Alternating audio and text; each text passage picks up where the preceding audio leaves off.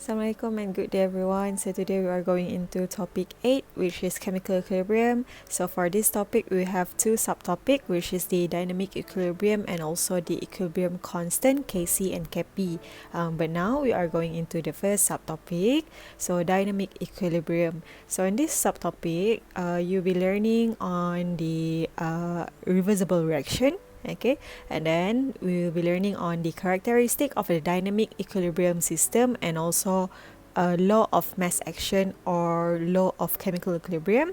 And lastly, we will interpret the curve of concentration reactants and products against time for a reversible reaction. But first, let's have a look at the non-reversible reaction. Okay, so most of chemical reactions it proceed to completion. So as the reaction continues until one of the reactants is completely used up and the reaction stops. Okay, so the reaction it only takes place in one direction. So as you can see here, the arrow used here nunjuk ke arah produk sahaja kan. Okay, and then A plus B dekat sini, kalau salah satu daripada A plus B ni A ataupun B habis digunakan, therefore the reaction akan stops. Okay, so for example, let's say kita ada potassium perchlorate dekat sini. So once semua potassium perchlorate ni habis decompose, therefore reaction akan stop lah. So dia akan menghasilkan potassium chloride and also oxygen gas in this case. Okay, but then kita punya fokus adalah lebih kepada reversible reaction. So what is reversible reaction? So many of other reaction they actually do not proceed to completion. Bermaksud dia tak habis pun. Okay, dia tak akan complete. Kalau macam yang tadi non-reversible, at some point kalau habis satu benda dekat bahagian reactant, so reaction akan stop. Bermaksud complete the reaction tersebut. But in this case, kebanyakan reaction actually it does not proceed to completion. Maksudnya not all reactants are changed to product. Okay, sebab once dia hasilkan produk je, what happen is the product can dissociate to form the reactants again. Okay, so daripada reactant menghasilkan produk, tapi once produk terhasil je, produk akan menghasilkan semula reactant.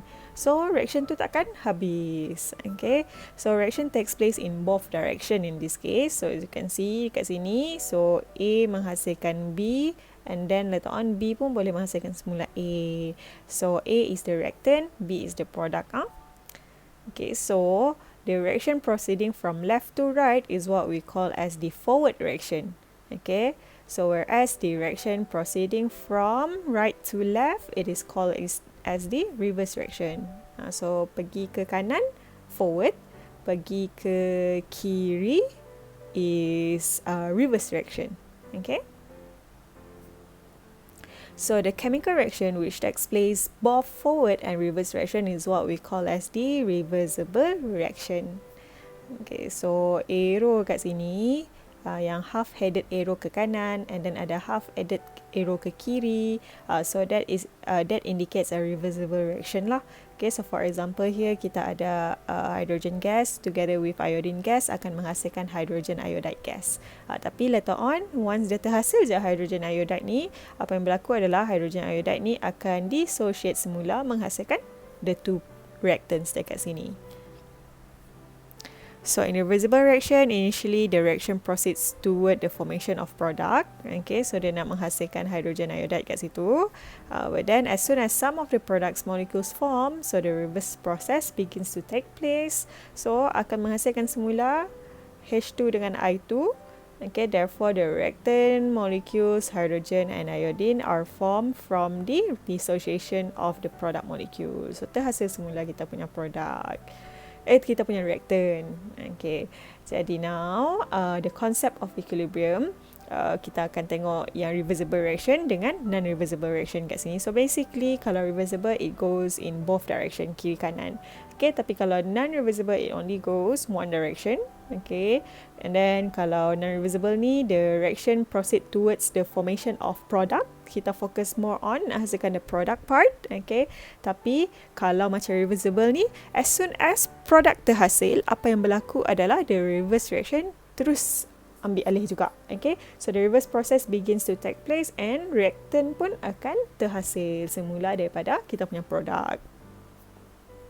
So reversible, kita akan guna arrow yang half-headed arrow ke kanan dengan half-headed arrow ke kiri dekat bahagian bawah. Tapi kalau untuk non-reversible, we only use one direction punya arrow, full-headed arrow. Okay. So now kita tengok pula kepada equilibrium. Okay, so dynamic equilibrium kat sini we only focus on reversible reaction lah. Okay, kita tak tengok untuk yang non-reversible. Kita focus on the reversible reaction saja. So equilibrium is a state in which there are no observable change as the time goes by. Maksud kalau dah mencapai equilibrium ni, kamu tak akan nampak any changes dah. Okay, kamu akan nampak dia macam remain sama aja. Okay, so itu yang dimaksudkan kat sini, no observable change. So there are two types of equilibrium. So one is physical equilibrium and another one is chemical equilibrium. Tapi fokus kita adalah lebih kepada chemical equilibrium. Okay, tapi kita tengok dulu apa physical equilibrium ni. So physical equilibrium bermaksud kita tengok in terms of dia punya physical state. Kayaknya gas, solid, liquid. Okay, kita fokus on the physical change there. So for example here, it only involve physical change. For example here we have H2O in liquid phase, maksud water lah. Okay, and then dia akan menghasilkan H2O in gas phase, bermaksud ini adalah air vapor.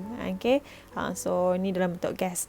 Jadi apa yang berlaku adalah kalau kita tengok gambar dekat sini, so ada satu beaker air dekat sini, and then this is a closed system lah, kita tutupkan sistem ni, and then dekat bahagian ruang udara dalam bekas ni sebenarnya ada banyak juga water molecule tapi dalam bentuk gas. Okay, so the number of water H2O molecules leaving kita punya beaker ni, okay, untuk menghasilkan the gas is basically equals to the number of water molecules returning to liquid phase. Bermaksud water molecule yang dalam bentuk gas tu tadi, yang masuk semula jadi liquid phase tu adalah sama banyak dengan number of H2O yang dalam liquid phase menghasilkan gas dekat sini.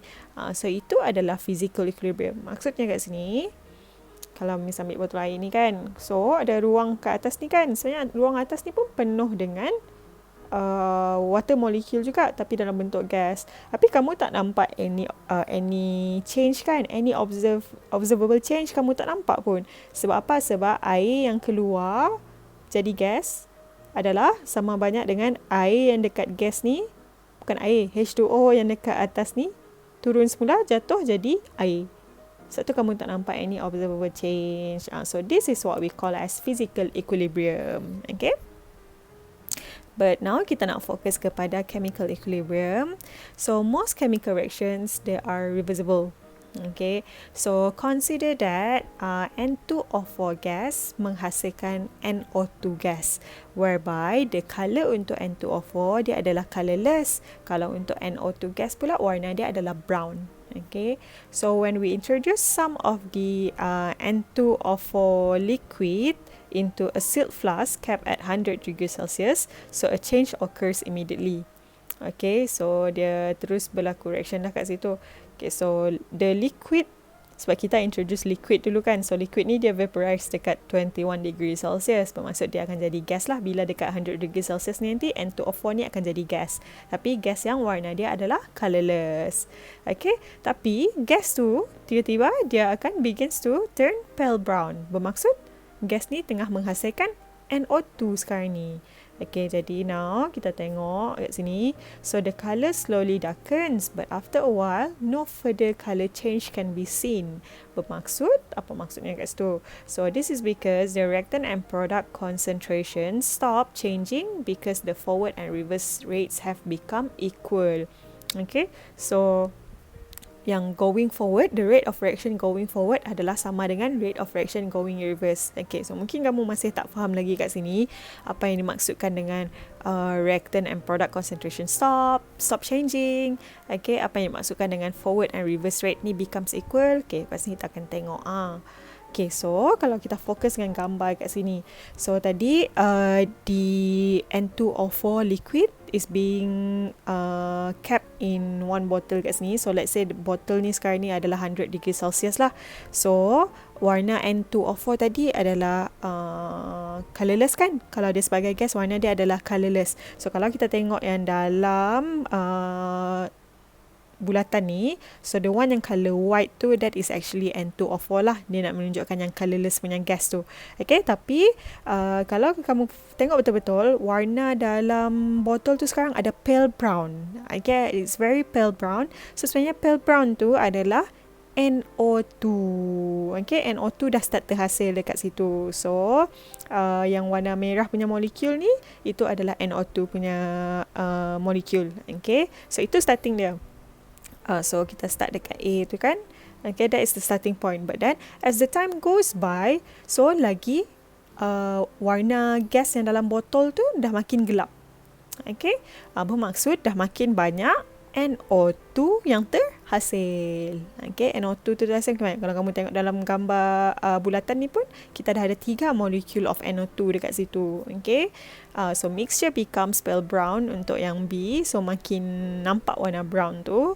But then bila dekat C tu nanti, so B tu maksudnya N2O4 decompose to reddish brown NO2. So macam cakap tadi, dia makin menghasilkan banyak NO2 kan.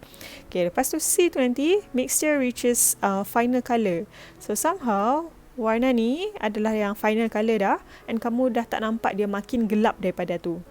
Okay, so meaning it reach one final colour. So that shows that the reaction now it reach equilibrium. Tapi Miss nak tanya kamu, adakah reaction to stop kelas? Adakah bermaksud reaction to stop? No, reaction tu sebenarnya dia tak stop pun lagi.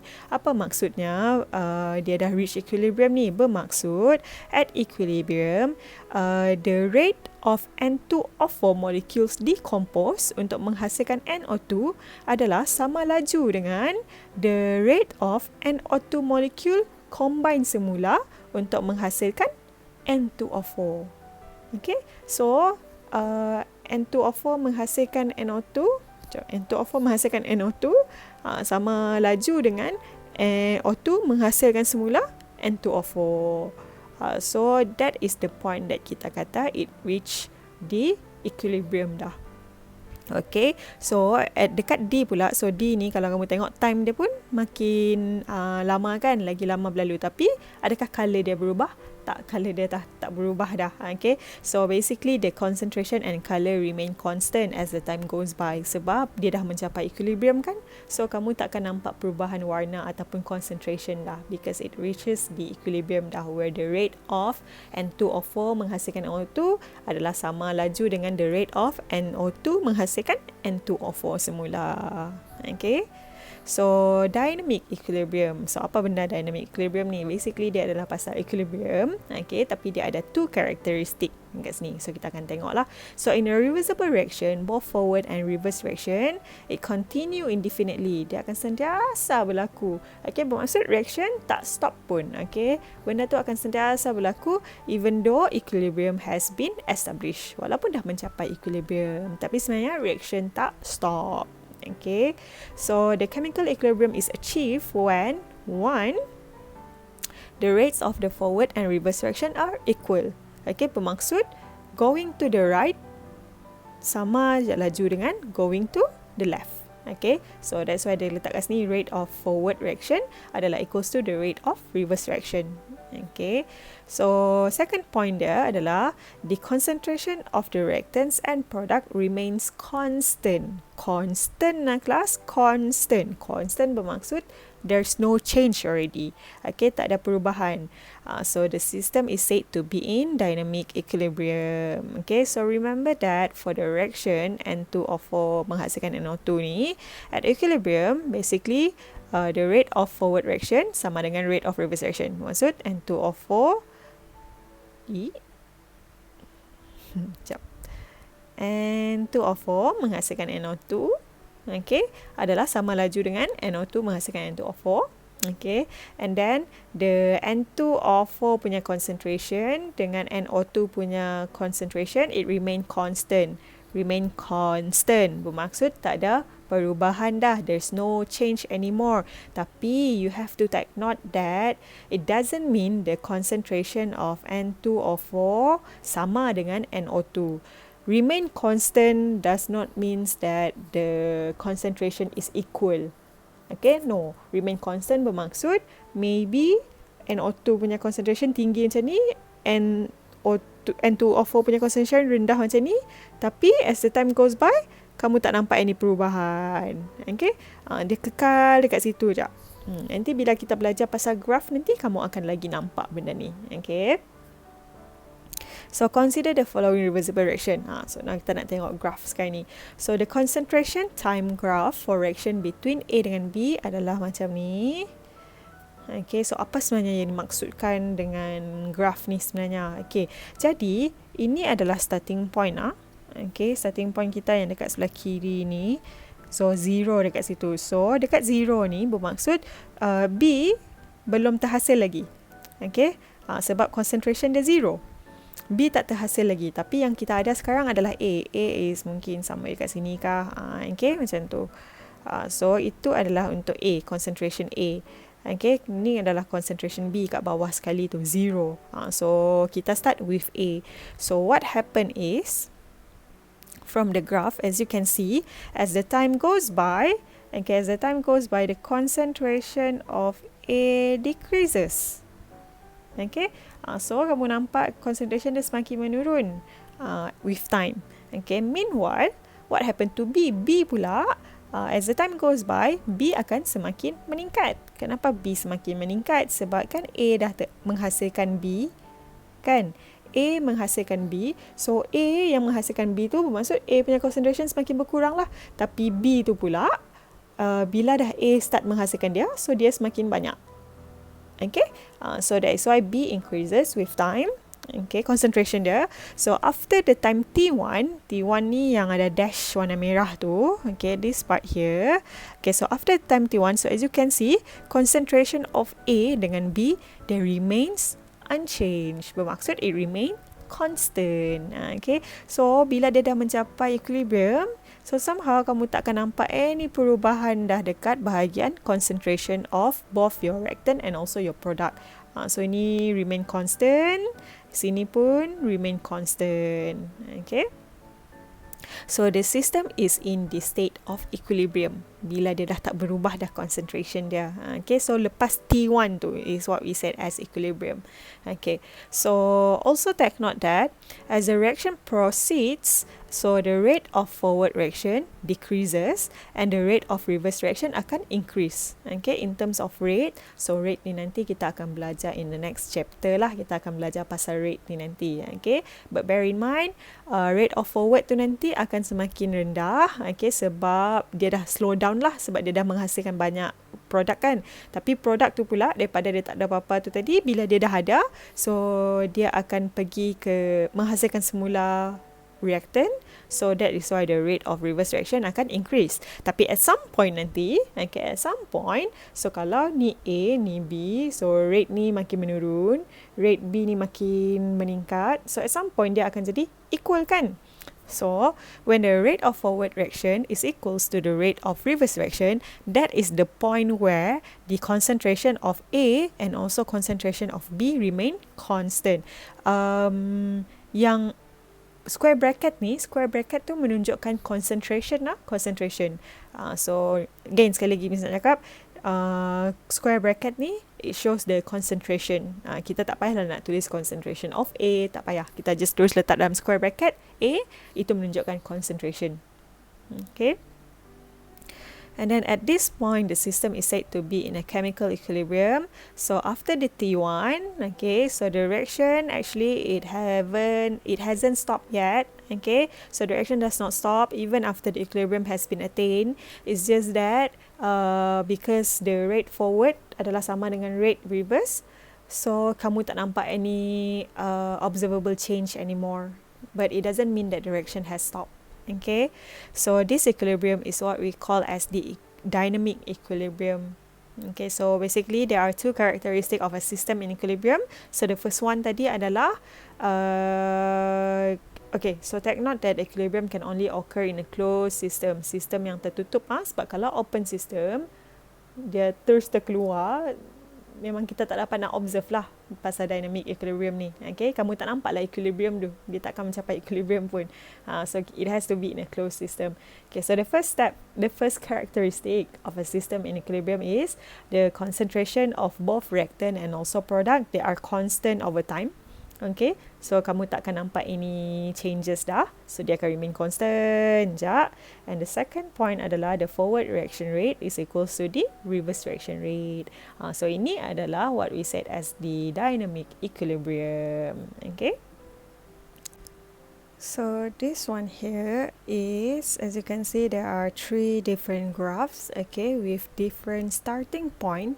Okay, so on the left we have the one that start with NO2. So kita tengok sebab NO2 ni dia start ada concentration dia tinggi kan, bermaksud kita start dengan NO2. N2O4 pula dia 0, bermaksud dia tak ada lagi. So that's why yang ni dia adalah start with NO2. And then kalau yang tengah pula kita start dengan N2O4. So N2O4 ada kat atas ni. Okay, meanwhile NO2 pula 0, bermaksud kita start dengan N2O4. So yang last sekali, yang kanan sekali ni, itu adalah dia start dengan dua-dua. Okay, start with both NO2 dengan N2O4. Okay, tapi Miss nak kamu tengok something. Kamu realise tak? Macam mana? Lebar kah? Panjang graf tu kah? Okay, so kalau kamu tengok, NO2 dia 2 kali ganda kalau kamu tengok dia punya kat sini compared to size yang N2O4 dekat sini.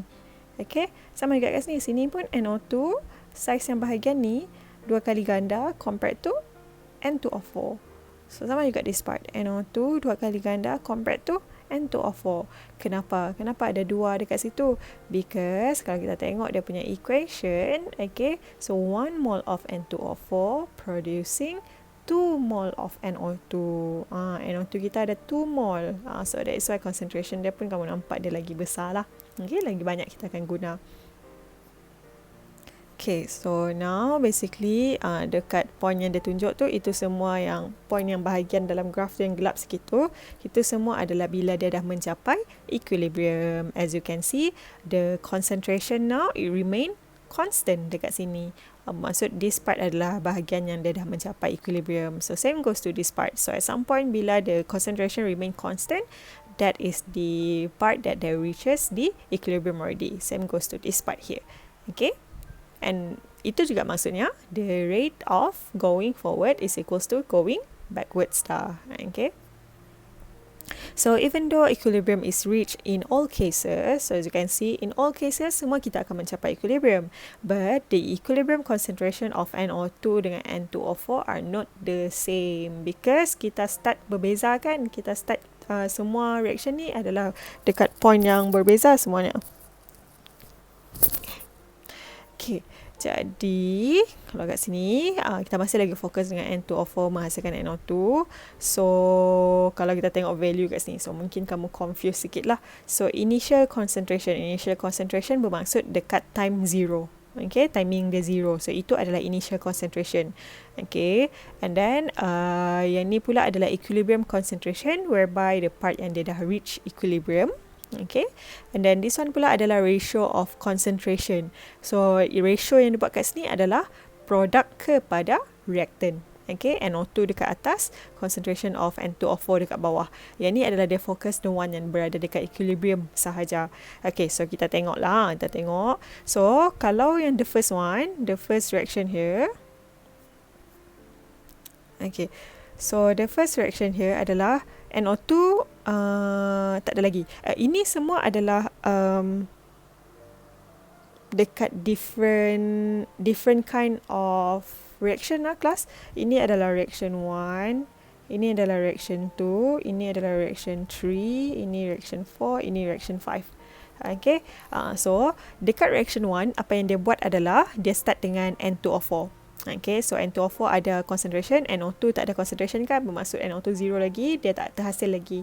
Okay, but then bila reaction ni start, at some point kamu akan dapat bila dia dah mencapai equilibrium, NO2 0.0547 and 2O4 pula 0.643. Okay, so as you can see, betul lah kan, concentration of reactant berkurang. So betul, reaction of reactant berkurang daripada 0.67, dia menghasilkan 0.643. Tapi kalau concentration of product pula meningkat. So daripada 0, dia jadi 0.0547.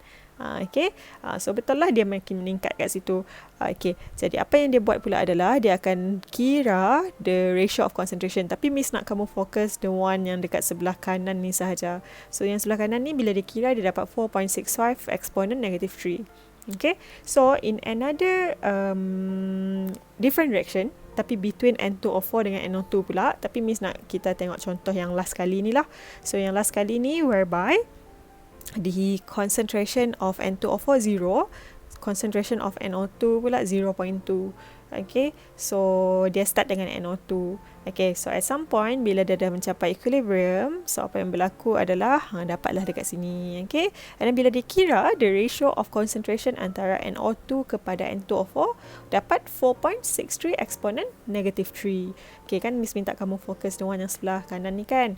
So kalau kamu tengok dekat situ, the ratio of the concentration between product to the reactants, they remain constant. So basically constant lah, 4.65, 4.60, 4.60, tak jauh beza sangat kan. Okay, so basically they remain constant. So this is what we call as, okay, equilibrium constant, K. So kita akan panggil itu sebagai K, equilibrium constant. So K is known as the equilibrium constant sebab tak kisahlah kamu start dengan macam mana sekalipun condition dia, kamu start dengan produk kah, kamu start dengan reactant kah, okay, tapi bila kamu kira je the ratio dekat bahagian equilibrium dia, the ratio between the product kepada reactant, okay, so you will get a constant value dekat situ. So that constant value is what we call as the equilibrium constant. Okay, so now kita nak kena tengok kepada law of chemical equilibrium lah, which is also known as the law of mass action. Okay, jadi basically kan, tu belum lagi, okay, ni belum lagi dia punya definition dia. So basically for any particular system and temperature, so the same equilibrium state is attained regardless how the reaction run. So tak kisahlah kamu start dengan produk dulu kah, kamu start dengan reactant dahulu kah, okay, tapi at some point nanti bila dia dah reach equilibrium, okay, so the same equilibrium state is attained. So same equilibrium state is attained ni kita fokus kepada constant dekat situ. Okay, so law of mass action ni, it actually states that at a given temperature, okay, so a chemical system, it reaches a state in which the particular ratio of reactant and product concentration has a constant value yang kita panggil sebagai K tadi. Apa maksud K? K adalah the equilibrium constant. Okay, so kita pakai K besar. Okay, itu adalah equilibrium constant. So inilah dipanggil sebagai law of chemical equilibrium. Bila kita tengok ratio antara produk kepada reactant punya concentration dekat bahagian equilibrium, so somehow kamu akan dapat a constant value. Okay, so macam mana kita nak tulis sebenarnya K ni tadi? Okay, so consider the general equation here. So A plus B menghasilkan C plus D.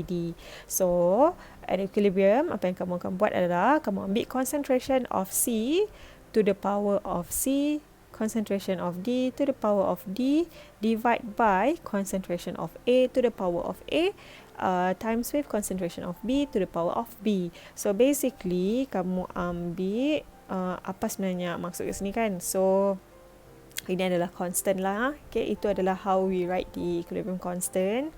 So ABCD sebenarnya adalah the stoichiometric coefficient. Okay, yang nombor-nombor dekat bahagian depan kita punya formula tu. So K pula adalah equilibrium constant and square bracket pula menunjukkan concentration. So it is basically K ni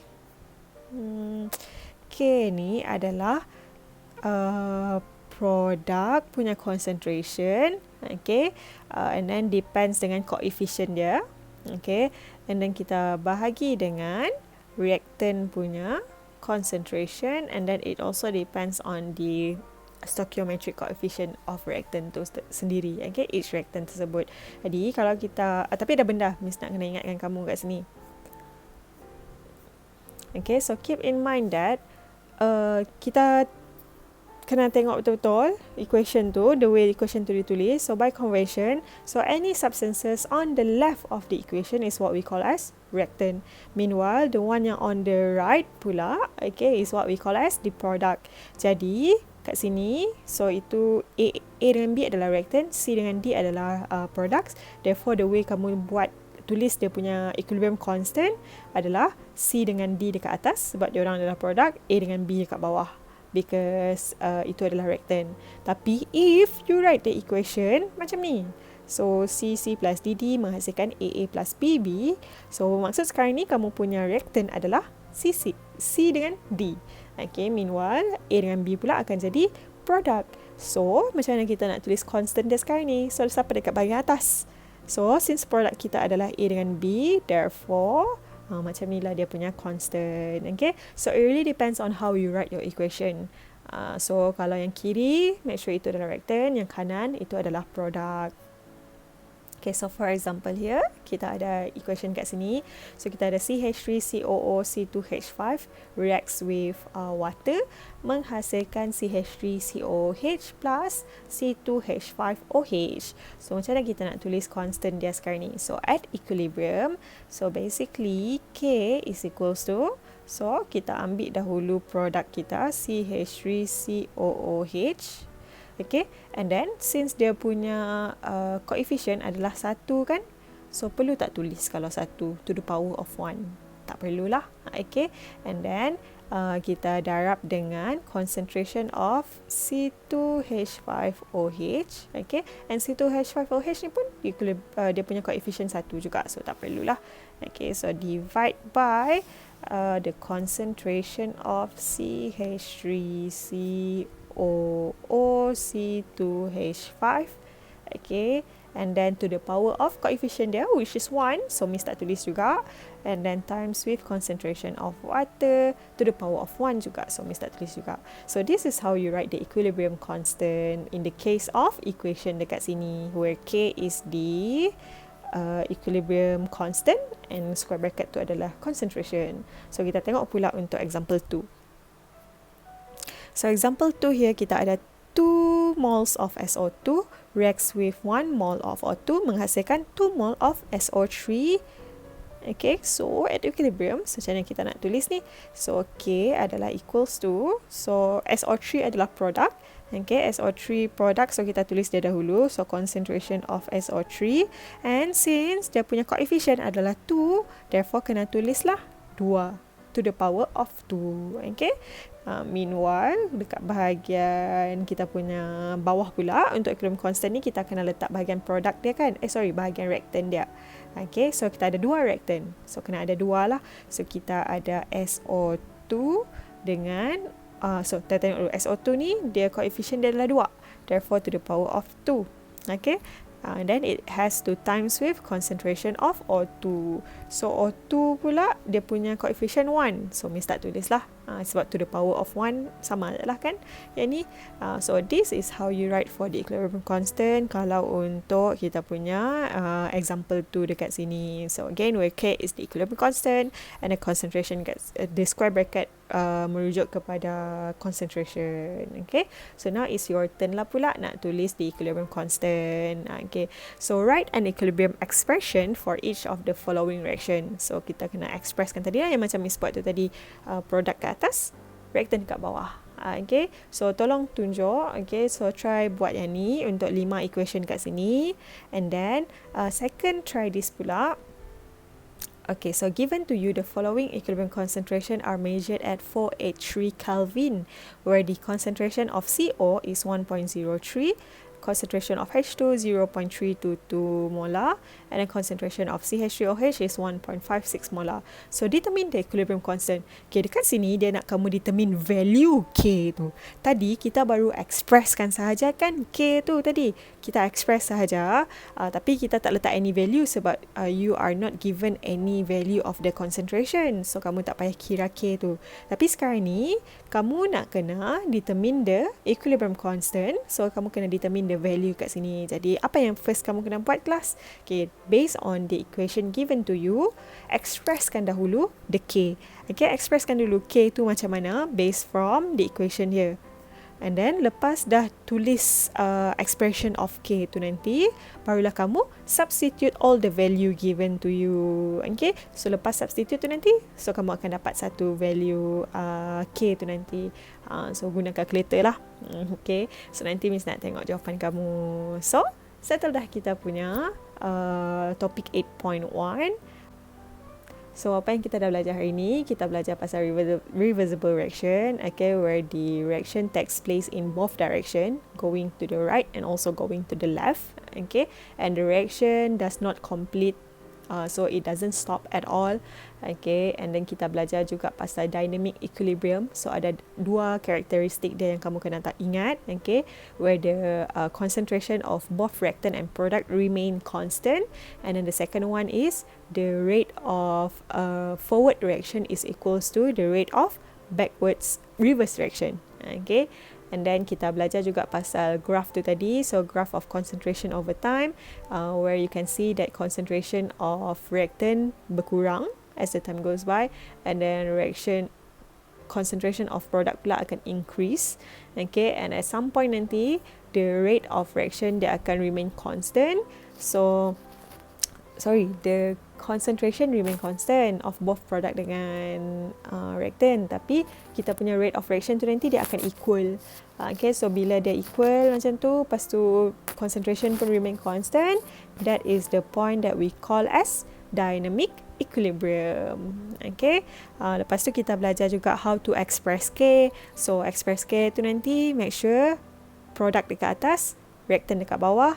Jangan lupa the square bracket untuk menunjukkan concentration, and also jangan lupa times with it is to the power of coefficient yang ada dalam equation tu nanti. Okay, so jangan lupa buat try this 1.0, try this 2.0, hantar kerja tu nanti dan settle lah.